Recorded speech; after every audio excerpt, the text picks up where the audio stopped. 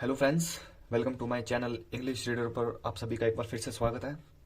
I hope आपकी reading अच्छी चल रही होगी। आज मैं फिर आपके लिए एक नई स्टोरी लेके आया हूँ और इस स्टोरी को आज थोड़ा सा लेंदी बनाएंगे, बड़ी करेंगे थोड़ी सी, ताकि चीज़ें ज़्यादा कवर हो। और चैनल पे अगर मेरे पहली बार आए हो तो चैनल को सब्सक्राइब कर देना, वीडियो को लाइक कर देना, क्योंकि इस चैनल पर आपको रीडिंग के रिगार्डिंग जो कोई भी टिप्स एंड ट्रिक्स या आप रीडिंग को कैसे अच्छा कर सकते हो वो सारी कुछ समझाई जाएंगी। नया यूट्यूब चैनल है तो इसलिए मैं आपको कह रहा हूँ 30 दिनों तक हम नॉन स्टॉप रीडिंग करने वाले हैं और फिर आगे हम अच्छी अच्छी चीज़ें सीखेंगे और न्यूज़पेपर भी आगे मैं आपको रीडिंग करवाऊंगा। और एक दो दिनों में मैं एक वीडियो पे काम कर रहा हूँ, वो लेके आने वाला हूँ और वो आपको मैं सिखाऊंगा कि कैसे कैसे आपको रीडिंग के ध्यान देने हैं स्टेप। अब शुरू से रीडिंग कर रहे हैं, बेसिक आपका बेस बना रहा हूँ मैं, ठीक है।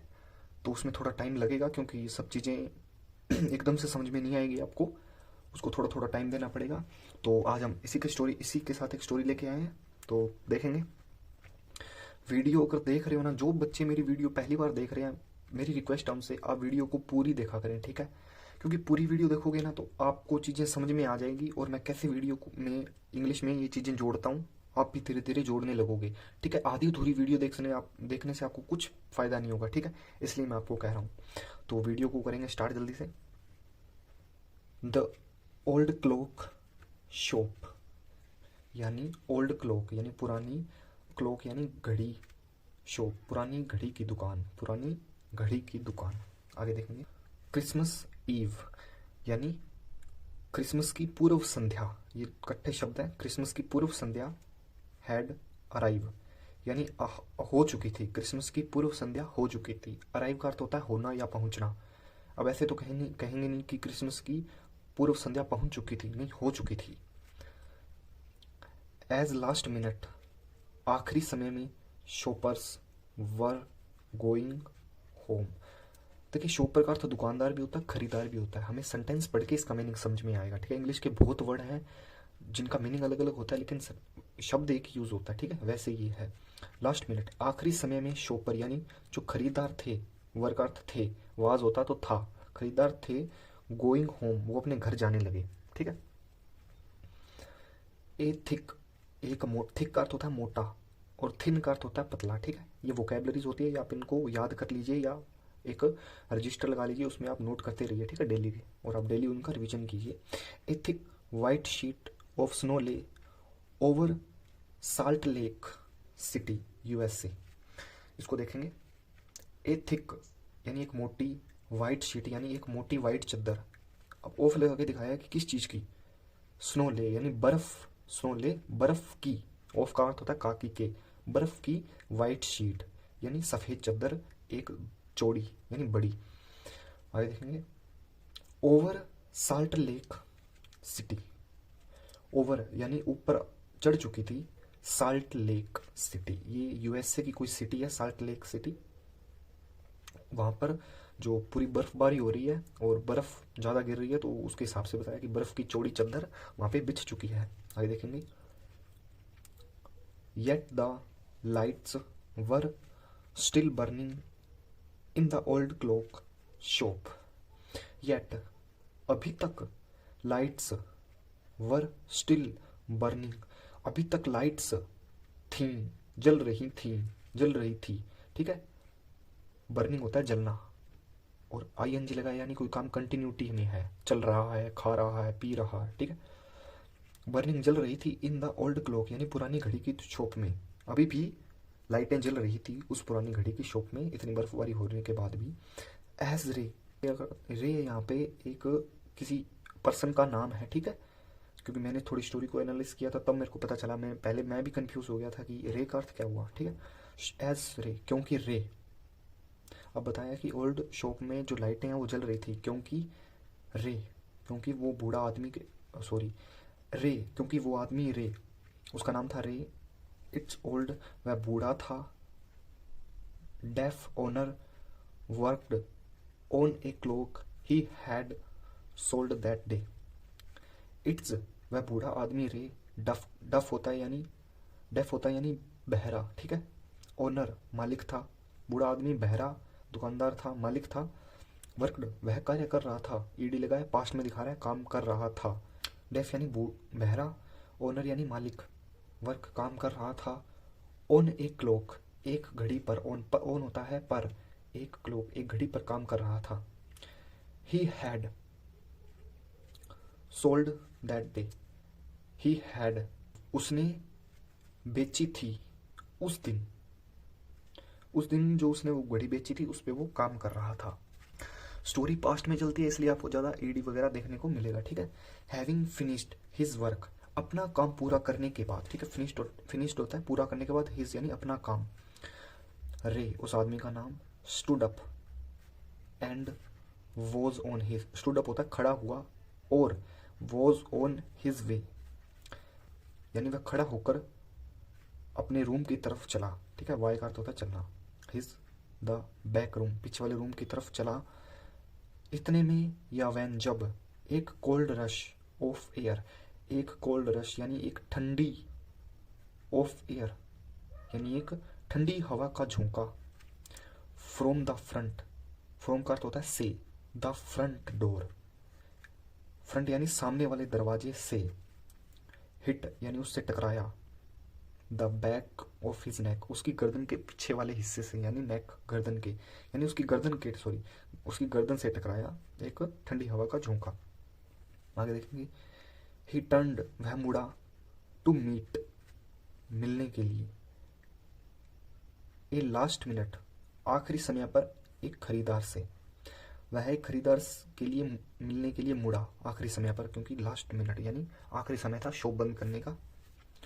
बट लेकिन his old wise eyes told him, his old बूढ़ी, यहाँ अगर ये सेंटेंस इतना ही होता तो यहाँ पे हमें पता चल जाता कि वो पुरानी चीज़ की कोई बात कर रहा है, लेकिन ह्यूमन बींग या किसी नाउन के साथ ओल्ड वगैरह लग जाते हैं तो इनका मीनिंग और कुछ निकलता है, ठीक है।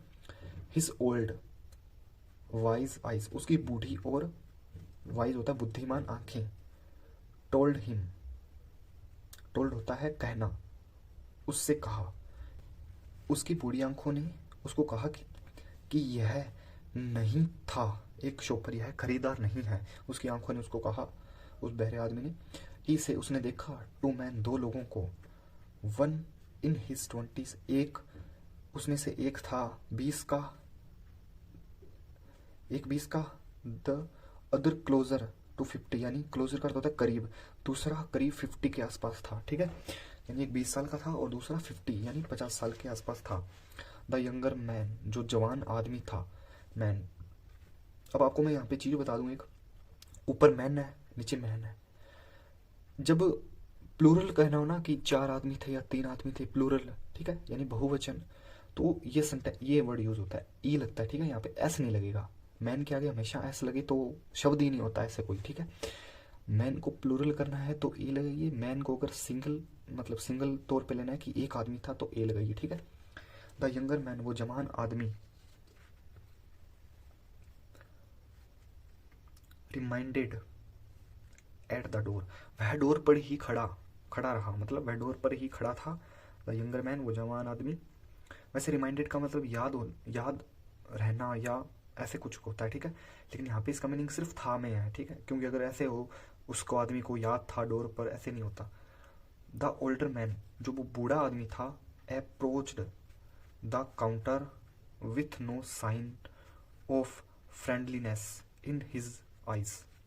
अब ये देखिए, जो वो यहाँ पे बताया कि द ओल्ड आदमी, जो ये 50 साल का आदमी था, 50 साल का ओल्डर होता है पुराना आदमी, ऐसे नहीं बोलेंगे, मैंने यहाँ पे भी आपको बताया था, ठीक है। ओल्डर का जो ER लगा है तो किसी बूढ़े की बात हो रही है, ठीक है। ओल्डर यानी बूढ़ा आदमी। अप्रोच पहुंचा, द काउंटर के पास पहुंचा, विथ बिना किसी संकेत के, of friendliness in his eyes उसकी आंखों में कोई भी मित्रता का भाव नहीं था उस बूढ़े आदमी की, ठीक है। रे ये फिर उस बूढ़े आदमी का नाम है जिसकी वो शॉप है। was able to hide his growing fear as he slowly pushed a notepad and a pencil across the counter. रे यानी वो बूढ़ा आदमी था एबल होता है सक्षम, किसी चीज को करने में सक्षम, वह सक्षम था टू हाइड छिपाने के लिए, क्या छिपाने में अपना, ग्रोइंग यानी उभरता हुआ, ग्रोइंग होता है उभरता हुआ, फेयर होता है डर, ये आप लिख लीजिएगा, वोकैबलरीज होती हैं ये। फेयर उभरता हुआ डर छिपाने में वह क्या था, एबल यानी सक्षम था, एज ही स्लोली उसने धीरे से पुश किया, अपने किसी चीज़ को उसने पुश किया, वो आगे लगा के दिखाया किस चीज़ को पुश किया, नोट पैड को। नोट पैड होता है जो ऐसे आप छोटी डायरी मान लो जिसपे अपने कुछ चीज़ें वगैरह लिखते हैं, नोट करते हैं, उसको नोट पैड कहते हैं, ठीक है। नोट पैड को उसने पुश किया एंड ए पेंसिल, और पेंसिल को भी अक्रॉस द काउंटर यानी काउंटर से उसको पुश किया यानी काउंटर से उसको धकेला, ठीक है। ही स्माइल्ड वह मुस्कुराया, एट अनफ्रेंडली फेस उस आदमी का जो फेस था यहाँ पे दिखाया है फ्रेंडलीनेस, कोई मित्रता का भाव नहीं था उसमें, उस वाले फेस को देखकर वह जो घड़ी वाला बूढ़ा आदमी है वो मुस्कुराया, ठीक है। उसके फेस को देखकर ऐसे होगा, ही स्माइल्ड वह मुस्कुराया, एट द अनफ्रेंडली यानी अमित्रता वाले फेस को देखकर वह बूढ़ा आदमी मुस्कुराया। देन पॉइंटेड टू हिज, और देन फिर पॉइंटेड होता है, वैसे तो पॉइंटेड का अर्थ नुकीला होता है, लेकिन यहाँ पे इसका मीनिंग है इशारा करना, ठीक है, पॉइंट करना। मैंने पहले भी बताया था, अब भी बता देता हूँ, इंग्लिश के वर्ड का मीनिंग एक जैसा नहीं होता, ठीक है, एक वर्ड के कई मीनिंग होते हैं। तो पॉइंटेड टू हिज ईयर उसने अपने कानों की तरफ इशारा किया, एंड शोक यानी शोक का अर्थ होता है हिलाया, हिज अपने हेड को फ्रॉम साइड टू साइड यानी इस साइड से इस साइड हिलाया अपने कानों की ओर इशारा करते हुए, यानी मैं सुन नहीं सकता ऐसा इशारा था उसका। A quick look of surprise changed the man's face as he, यहाँ तक ही देखेंगे, एक क्विक लुक ऑफ सरप्राइज, वह क्विक होता है जल्दी से, उसका लुक ऑफ सरप्राइज यानी आश्चर्यचकित हो गया, एंड वो वह बदल गया यानी आश्चर्यचकित हो गया और उसका जो लुक था वो बदल गया। द मैन्स फेस एज उस मैन के फेस का, ठीक है, एज जैसे, ही स्टडीड यानी उसने स्टडीड द नोट पैड यानी उसने स्टडीड पढ़ लिया था द नोट पैड, उस नोट पैड को उसने पढ़ लिया था, तब उसका फेस ऐसे मतलब सरप्राइज हो गया वो अचानक से। देन टर्न वह मुड़ा, एंड सेड कहा, समथिंग टू हिज अपने फ्रेंड को, ये उस मैन की बात हो रही है जो काउंटर की तरफ आया था जिसका अनफ्रेंडली नेचर था, वो उस बूढ़े आदमी की बात नहीं हो रही है, ये भी बूढ़ा है, ठीक है। आगे देखेंगे, देन टर्न वह मुड़ा यानी ऐसे गर्दन घुमाई, एंड और कहा, समथिंग होता है कुछ, उसने कहा कुछ, टू हिज अपने दोस्त को उसने कुछ कहा, ठीक है। तो यहाँ तक ही करेंगे, वीडियो थोड़ी लंबी हो गई है, आई होप आपको वीडियो अच्छी लगी होगी। अगर मेरी ये चीज़ें आपको समझाने की अप्रोच अगर आपको समझ में आ रही है तो आप चैनल को सब्सक्राइब, वीडियो को लाइक जरूर कीजिए, क्योंकि मेरी आने वाली वीडियो मैं चाहता हूँ कि आप उसको देखें, ठीक है, और अपनी रीडिंग को अच्छा करें, क्योंकि मैंने ही अपनी रीडिंग ऐसे ही अच्छी की थी, ठीक है, और इसका कोई अल्टरनेटिव नहीं है। और 1-2 दिनों में मैं कुछ वीडियोज़ लेके आ रहा हूँ रीडिंग के रिकॉर्डिंग, तो वो आप देखना ना भूलें, और वीडियो को पूरी देखा करें, चाहे कैसी भी हो लेकिन पूरी देखा करें, क्योंकि मैंने बहुत चीज़ें मैं बीच बीच में बताता हूँ ताकि वो आपसे मिस ना हो, ठीक है। तो धन्यवाद।